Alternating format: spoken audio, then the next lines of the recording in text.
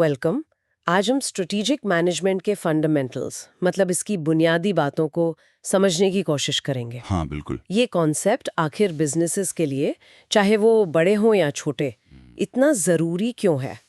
हमारे पास एक academic source है स्ट्रेटेजिक मैनेजमेंट पर, एक इंट्रोडक्टरी चैप्टर। तो आज का मिशन है ये समझना कि स्ट्रैटेजी असल में है क्या। सही। कंपनीज इसे अपनी ग्रोथ और सर्वाइवल के लिए कैसे इस्तेमाल करती हैं, और हाँ, इसके फायदे और चैलेंजेस क्या हैं। बिल्कुल। शुरू करने के लिए सोर्स से दो काफी इंटरेस्टिंग कोट्स हैं। एक तो माइकल पोर्टर कहते हैं, the company without a strategy is willing to try anything. ये तो बहुत पते की बात है। और दूसरा हेनरी मिन्सबर्ग का कहना है, strategy is not the consequence of planning but the opposite, it's the starting point. बिल्कुल, प्लानिंग से निकलती नहीं, प्लानिंग यहीं से शुरू होती है। हाँ, तो चलो इसको थोड़ा और खोल के देखते हैं। जरूर। तो सबसे पहले ये स्ट्रैटेजी शब्द का मतलब क्या है बिजनेस वर्ल्ड में? सोर्स इसे एक गेम प्लान जैसा बताता है। हाँ, देखिए स्ट्रैटेजी इसे एक तरह का लॉन्ग रेंज ब्लूप्रिंट कह सकते हैं। मतलब ऑर्गेनाइजेशन क्या बनना चाहती है, क्या करना चाहती है, कैसे करना चाहती है और कहाँ जाना चाहती है। अच्छा। ईगोर एंसॉफ के हिसाब से ये ऑर्गेनाइजेशन की एक्टिविटीज और प्रोडक्ट मार्केट्स में एक कॉमन थ्रेड, एक दिशा देती है। एक दिशा, हाँ। और विलियम एफ ग्लुक ने कहा है इसे एक unified, comprehensive and integrated plan, बुनियादी मकसदों को हासिल करने के लिए। और जैसा मिन्सबर्ग ने कहा, यह सिर्फ प्लानिंग का नतीजा नहीं है, ये तो शुरुआत है। तो फिर स्ट्रेटेजिक मैनेजमेंट क्या है? क्या ये सिर्फ स्ट्रैटेजी बनाना है? नहीं, उससे कहीं ज्यादा। सोर्स के मुताबिक स्ट्रेटेजिक मैनेजमेंट एक पूरा प्रोसेस है। पूरा प्रोसेस? हाँ, विजन और मिशन बनाना, फिर स्ट्रेटेजिक एनालिसिस करना, ऑब्जेक्टिव सेट करना, स्ट्रैटेजी बनाना, उसे चुनना, इंप्लीमेंट करना, और फिर परफॉर्मेंस को मेजर और इवैल्यूएट करना। ये एक कंटिन्यूअस साइकिल है जो चलता रहता है। अच्छा, एक साइकिल। जी। इसका मकसद सिर्फ प्लान बनाना नहीं है, बल्कि फर्म को कंपटीशन के लिए बेस्ट पॉसिबल पोजीशन में लाना और वहां बनाए रखना है। तो इसके मतलब मेन गोल्स क्या हुए फिर? देखिए, इसके दो मुख्य ऑब्जेक्टिव्स हैं। पहला, कॉम्पिटिटिव एडवांटेज हासिल करना। Competitive advantage? हाँ, यानी कुछ ऐसा यूनिक करना जो कस्टमर्स को पसंद आए और जिसे कॉम्पिटिटर्स आसानी से कॉपी ना कर पाएं, ताकि कंपनी मार्केट में बेहतर परफॉर्म करे। ओके। और दूसरा? दूसरा, कंपनी को बिजनेस एनवायरनमेंट में जो भी बदलाव आ रहे हैं, टेक्नोलॉजिकल, रेगुलेटरी, कस्टमर प्रेफरेंस में, उन सब के बीच से सक्सेसफुली गाइड करना। सोर्स मैनेजमेंट को भी दो तरह से देखता है। एक तो वो लोग जो चलाते हैं, और दूसरा वो काम जो वो करते हैं, जैसे प्लानिंग, ऑर्गेनाइजिंग वगैरह। स्ट्रेटेजिक मैनेजमेंट इस प्रोसेस वाले पहलू से ज्यादा जुड़ा है। सोर्स में एक बड़ा इंटरेस्टिंग पॉइंट है, स्ट्रैटेजी हमेशा पहले से सोची समझी नहीं होती है, ये प्रोएक्टिव भी हो सकती है और रिएक्टिव भी। हाँ बिल्कुल। इसका क्या मतलब हुआ? ये तो थोड़ा इंटरेस्टिंग लग रहा है। हाँ, ये फर्क समझना जरूरी है। प्रोएक्टिव स्ट्रैटेजी वो होती है जो मैनेजर्स पहले से प्लान करके बनाते हैं, मार्केट को समझकर, कंपनी की पोजीशन और फाइनेंशियल परफॉर्मेंस सुधारने के लिए। ये एक सोची समझी चाल है। Planned move. बिल्कुल। और रिएक्टिव स्ट्रैटेजी तब काम आती है जब कंपनी को अचानक आए किसी डेवलपमेंट पर या मार्केट में आए नए बदलावों पर रिस्पॉन्ड करना पड़ता है। ये एक तरह का एडेप्टिव रिएक्शन है, मतलब जो सोचा नहीं था वो हो गया, अब क्या करें। कोई एग्जाम्पल दे सकते हैं इसका? समझने में आसानी होगी। हाँ बिल्कुल। सोस में एक केचप ब्रांड का अच्छा एग्जाम्पल है। वो खास तौर पे हेल्थ कॉन्शियस पेरेंट्स को टारगेट करने के लिए कम शुगर वाला हेल्दियर केचप बनाते हैं। अच्छा। ये एक प्रोएक्टिव मूव हुआ, है ना, क्योंकि कंपनी ने मार्केट ट्रेंड मतलब हेल्थ अवेयरनेस को पहले ही भांप लिया। हाँ, ये तो प्लान्ड लगता है। और रिएक्टिव का? रिएक्टिव का एक अच्छा एग्जाम्पल सोर्स में इलेक्ट्रिक व्हीकल्स, ईवीज का दिया गया है। गवर्नमेंट ने ईवी अडॉप्शन को पुश किया, ठीक है, जिस पर कंपनियों ने प्रोएक्टिवली प्लान किया होगा। हाँ, किया होगा। लेकिन जब कुछ बैटरी फायर इंसिडेंट्स हुए और सेफ्टी को लेकर चिंताएं बढ़ी, तो कस्टमर्स थोड़ा हिचकिचाने लगे। अब कंपनियों को इस नई सिचुएशन पर रिएक्ट करना पड़ा, अपनी स्ट्रैटेजी को एडजस्ट करना पड़ा, सेफ्टी फीचर्स पर ज्यादा जोर देना पड़ा, कम्युनिकेशन बदलना पड़ा। अच्छा, ये बढ़िया एग्जाम्पल है। एक और है एप्पल वाला। जब उन्होंने आईफोन से 3.5 ऑडियो जैक हटाया, जो उनका प्रोएक्टिव मूव था, तो दूसरे स्पीकर ब्रांड्स को मार्केट में टिके रहने के लिए TWS यानी ट्रू वायरलेस स्पीकर्स डेवलप करने पड़े। ये उनका रिएक्टिव रिस्पॉन्स था एप्पल के एक्शन पर। समझ गई। तो मतलब किसी भी कंपनी की जो असल में स्ट्रैटेजी होती है, वो इन दोनों का मिक्सचर होती है। कुछ प्लान्ड एक्शंस जो काम कर रहे हैं, कुछ नए प्रोएक्टिव इनिशिएटिव्स और साथ ही बदलते हालात के हिसाब से किए गए रिएक्टिव एडजस्टमेंट्स। एक डायनामिक मिक्स। बिल्कुल सही, यही असलियत है। अब ये समझते हैं कि स्ट्रैटेजी इतनी जरूरी क्यों है। सोर्स चार्ल्स डार्विन के सर्वाइवल ऑफ द फिटेस्ट का जिक्र करता है और कहता है बिजनेस में फिटेस्ट वो है जो इन्वायरमेंट के साथ बदल सके और अडेप्ट कर सके। हाँ, ये बहुत सही पॉइंट है। सोर्स ने बजाज स्कूटर्स, नोकिया, कोडैक जैसे बड़े नामों के एग्जाम्पल्स भी दिए हैं जो चेंज को मैनेज नहीं कर पाए और मार्केट से लगभग बाहर हो गए। ये तो काफी डराने वाला रिमाइंडर है। बिल्कुल। देखिए, स्ट्रेटेजिक मैनेजमेंट के फायदे सोर्स में काफी डिटेल में दिए हैं, पर अगर हम उनको निचोड़ें तो दो मेन बातें निकल कर आती हैं। क्या है वो? पहला है डायरेक्शन, यानी दिशा। स्ट्रैटेजी कंपनी को एक साफ दिशा देती है, गोल्स और मिशन तय करने में मदद करती है, जिससे सब लोग एक ही डायरेक्शन में काम करते हैं, कंफ्यूजन कम होता है। डायरेक्शन। और दूसरा है एडेप्टेबिलिटी, यानी बदलते माहौल में ढलने की क्षमता। ये ऑर्गेनाइजेशन को प्रोएक्टिव बनाता है, सिर्फ रिएक्ट करने वाला नहीं। वो अपने फ्यूचर को कुछ हद तक शेप कर सकते हैं और जब बदलाव आते हैं तो उन्हें बेहतर तरीके से हैंडल कर पाते हैं। अच्छा, ये गलतियों से बचाने में एक डिफेंस मैकेनिज्म की तरह काम करता है और बिजनेस की लंबी उम्र यानी लॉन्जेविटी बढ़ाने में मदद करता है।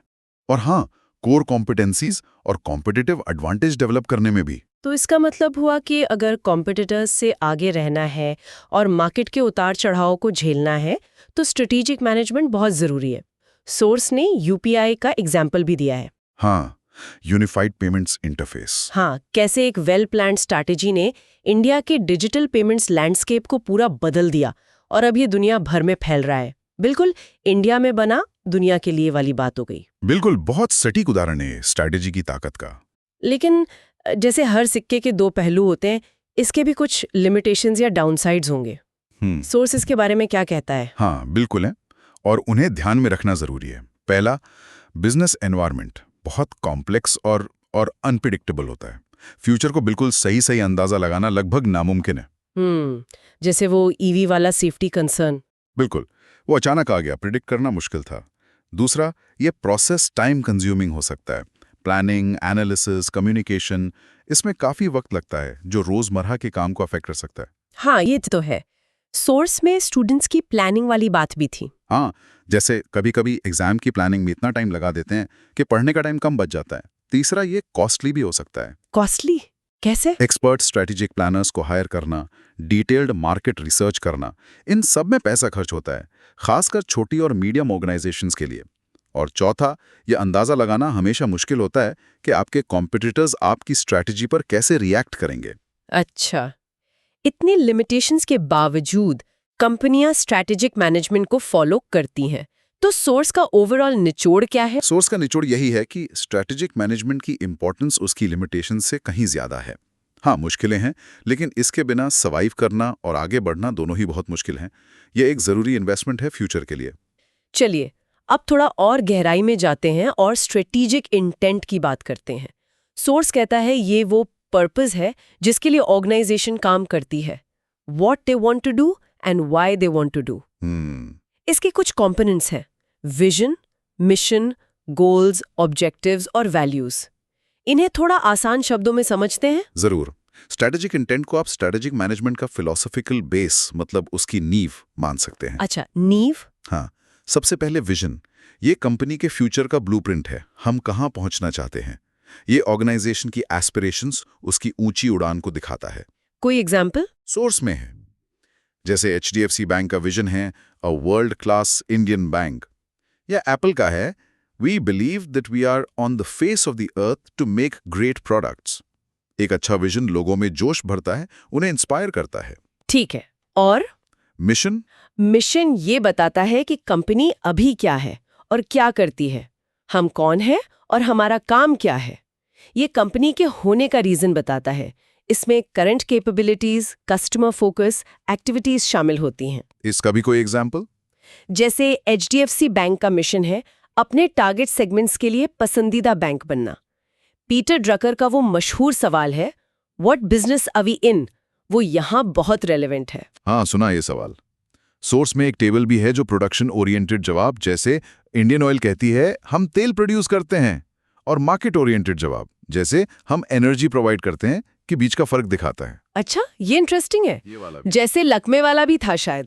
हाँ, हम कॉस्मेटिक्स बनाते हैं, प्रोडक्शन, वर्सेस हम होप बेचते हैं, मार्केटिंग ओरिएंटेड। मिशन अक्सर ज्यादा ब्रॉड और इंस्पायरिंग होता है। समझ गए। और गोल्स, ऑब्जेक्टिव्स, ये तो काफी सुनते हैं कॉर्पोरेट वर्ल्ड में। हाँ, goals and objectives performance targets होते हैं जिनसे प्रोग्रेस मापी जाती है। गोल्स थोड़े जनरल और ओपन एंडेड हो सकते हैं, जबकि ऑब्जेक्टिव्स ज्यादातर specific, measurable, achievable, relevant, time based यानी स्मार्ट होते हैं। Smart objectives. बिल्कुल। सोर्स कहता है कि अक्सर लोग इन शब्दों को एक दूसरे की जगह इस्तेमाल कर लेते हैं, पर दोनों जरूरी हैं, शॉर्ट टर्म भी और लॉन्ग टर्म भी। लॉन्ग टर्म ऑब्जेक्टिव्स कंपनी की लंबी तरक्की के लिए बहुत जरूरी हैं। सोर्स 7 एरिया बताता है जहां ये सेट किए जा सकते हैं: profitability, productivity, competitive position, employ development, employ relations, technological leadership और पब्लिक रिस्पॉन्सिबिलिटी। ओके, और आखिरी कंपोनेंट वैल्यूज। ये आजकल काफी चर्चा में रहता है, ईएसजी वगैरह की कॉन्टेक्स्ट में भी। बिल्कुल सही। वैल्यूज ऑर्गेनाइजेशन के वो गहरे सिद्धांत हैं जो उसके हर फैसले और एक्शन को गाइड करते हैं। कॉलिंस और पोरस कहते हैं कि ये कोर वैल्यूज बदलने नहीं चाहिए। शॉर्ट टर्म फायदे के लिए इन पर कॉम्प्रोमाइज नहीं करना चाहिए। अक्सर ये कंपनी के फाउंडर्स के वैल्यूज से शुरू होते हैं, जैसे एचवी वे का जिक्र है। सोर्स में रतन टाटा का एक कोड भी है वैल्यूज पर। वैल्यूज इंपॉर्टेंट क्यों हैं? कई कारण हैं। ये एम्प्लॉयज को कंपनी से जोड़ते हैं। आजकल कस्टमर्स भी ऐसी कंपनियों से जुड़ना पसंद करते हैं जिनके क्लियर वैल्यूज हों। और मुश्किल वक्त में, जैसे कोविड-19 के टाइम, ये वैल्यूज सही फैसले लेने में मदद करते हैं। एचडीएफसी के कोर वैल्यूज का एग्जाम्पल सोर्स में दिया है: operational excellence, customer focus, product leadership, people sustainability. Source में एक छोटा सा सवाल जवाब भी था इंटेंट और वैल्यूज को लेकर। कोई संदीप, एक एचआर मैनेजर, सोचता है कि इंटेंट बड़ा कॉन्सेप्ट है। हाँ, लेकिन सोर्स कहता है दोनों अलग है।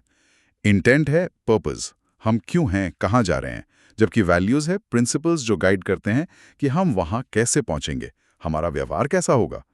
बल्कि अक्सर वैल्यूज ही इंटेंट को शेप करते हैं, इसलिए उनका स्कोप शायद और भी बड़ा हो सकता है।